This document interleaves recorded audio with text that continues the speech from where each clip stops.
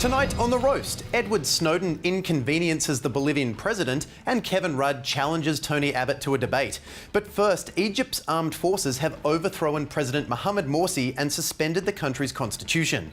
More than 1 million people took to the streets to celebrate the ousting of the much-maligned Mohamed Morsi in scenes not witnessed since more than 1 million people took to the streets to celebrate the swearing-in of the much-beloved Mohamed Morsi in scenes eerily reminiscent of when millions took to the streets to celebrate the overthrowing of the year 2012. And it's certainly fitting for a presidency that was ushered in after 2011's so-called Twitter revolution that Morsi's term of just 368 days was the political equivalent of 2.5 tweets.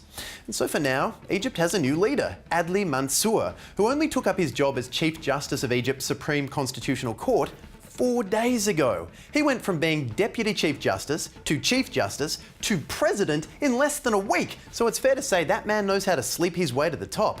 Also, he's probably a little unprepared. In much the same way, while we had all our good reporters covering Morsi, our junior reporter Jazz Twemlow, who was covering Mansour, has just gone from intern to court reporter to chief presidential correspondent. I'm sure he'll be great. Jazz, what can you tell us about Egypt's interim president? No. What do you mean, no? No what? I'm not ready, Tom, please. I've got no experience of this. I was assigned to research a medium-level judge. Now he's president. Why would he want to do that? They only last a few minutes over here. Plus, I don't really know anything about Egyptian politics. Can you come back to me in a few minutes or something? No, Jazz, I can't. This is a breaking story. We really need information right now. Great. Well, after months of unrest, an unprecedented leadership change has finally been achieved. Not long ago, this leader was installed democratically to replace an extremely unpopular figure. But the subsequent dumping of this leader has been completely unceremonious and is a result of great pressure from the public. OK, now some might call this a complete breakdown of government. That's right, Tom. An interim leader with a small band of followers has been installed, and he will hold power at least until the next election. OK. Jazz, are those your notes from the Labour spill last week? So they are. Oh, well, just as well. I had no idea how I was going to crowbar in something about Morsi's penchant for knitting anyway. Look, Jazz, I need you to get back to us pretty quickly with some up-to-date information, OK? Do your job. Oh, I'm sorry, Tom. I'm just the new guy. I mean, I have no idea. Next up tonight, the president of Bolivia, Evo Morales, is furious after having his plane diverted during the search for NSA whistleblower Edward Snowden. Mr. Morales said the ordeal was like a near 13-hour kidnapping. We've all been there, champ. It's called air travel.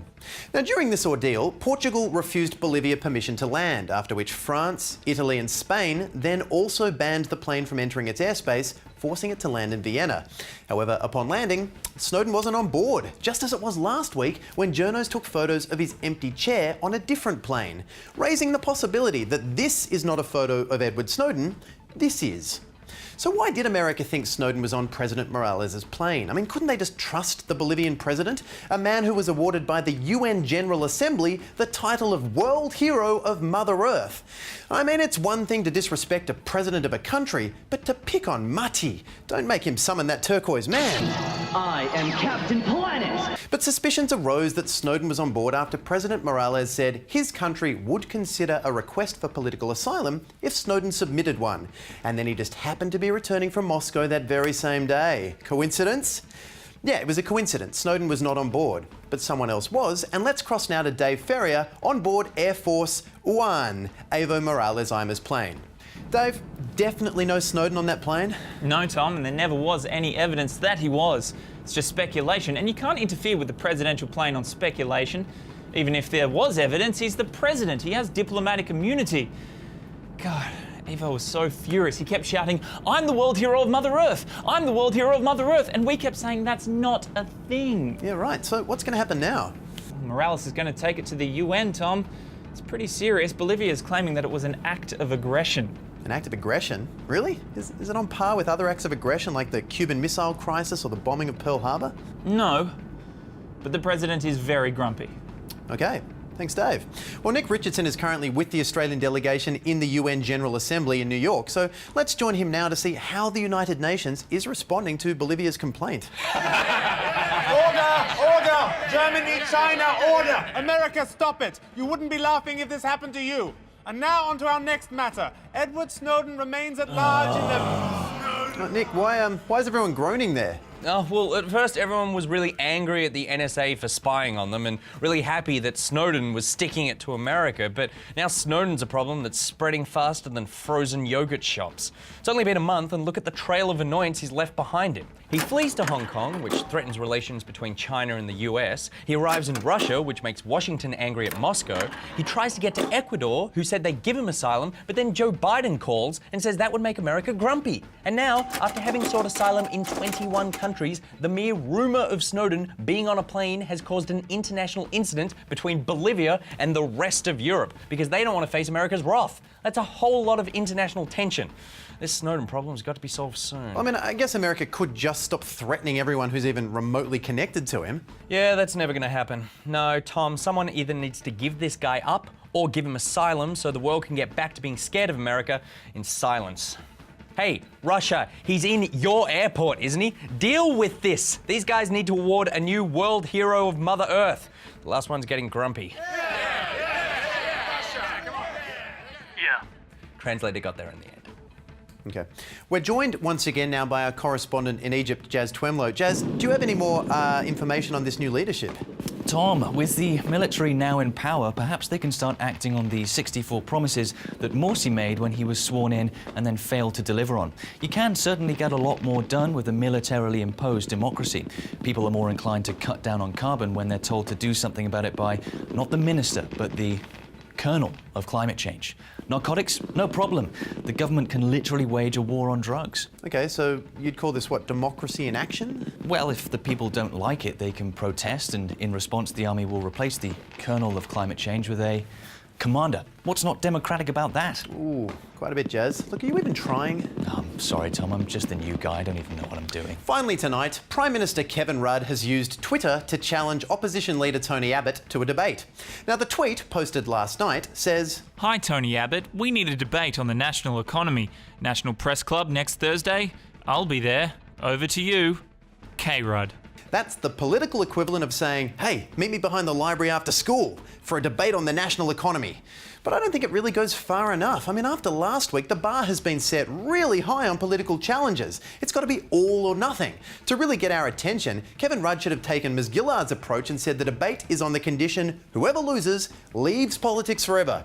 See, there's still no response from Tony Abbott's Twitter page, but responding quickly isn't a strong point of his.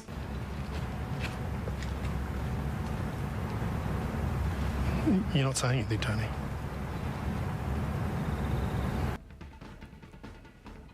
And Kevin Rudd was interviewed on ABC's 7:30, where he tried to sell his debate idea, saying, He's the boxing blue. I'm the glasses-wearing kid in the library. So first Rudd gives this cocky public challenge, but now we learn that it's nerd versus jock. This could be the ultimate school kid debate. Well, hello and good evening. The topic for tonight's debate is this: should Tony Abbott agree to debate Kevin Rudd? Speaking for the affirmative, we have Mark Humphries, and for the negative, Clark Richards. Mark, you have the floor. Good morning, teachers, adjudicators and audience. The Collins Dictionary defines debate as a formal discussion in which opposing arguments are put forward. Nerd! Mr Rudd only had one day as Prime Minister. I put it to you that Mr Abbott owes Mr Rudd 3 years' worth of petty arguments, name-calling and this. A debate is the only appropriate solution. Well, now for the negative side, should Tony Abbott agree to debate Kevin Rudd? Clark Richards. The freedictionary.com defines should as the past tense of shall. Anything else? Well, I reckon Rudd's a better debater than Abbott, so it's not a fair fight. Rudd's just trying to embarrass Abbott. I think they should do like a triathlon or bull rush or something. Okay, thank you. Now it's time for rebuttals. Mark. My rebuttal is for the first speaker of the negative team. To be a political leader, you have to be a great debater. Intellectual competency and proficiency in articulation are part of the job. But being good at bull rush, that's entirely irrelevant to the function of a prime... Okay, no, thank you. Prime Minister, thank you. Thank you, Mark. Clark, your response. Yeah, well, maybe they should have a debate, but Rudd's been resting on the backbench for the last few years, so he's really fresh. It's still not a fair fight. Final thoughts, Mark? In summary, debates are necessary in ensuring the accurate public representations of politicians within our democracy. Thus, as a requirement of his engagement in Australian politics, Mr Abbott should agree to debate Mr Rudd. And Clark? In conclusion, it shouldn't be compulsory to wear school uniforms. Right, thank you. Class, please thank our debaters. Well, we'll cross now for one final update from Jazz Twemlow live in Egypt. Jazz. Tom, things are getting out of control here. The military shut down Al Jazeera to prevent them from airing footage of a pro-Morsi rally, and they're gradually working over other media. Right, that doesn't sound very democratic. Well, it is if you're in the military. Actually, I'm sorry, Jazz, I can't really hear you. Are those fireworks in the background or gunfire? I'm not sure anymore, Tom. You didn't bother to find out? I'm sorry, I'm just the new guy. Yeah, okay. Well, that's all the time we have tonight. Good night.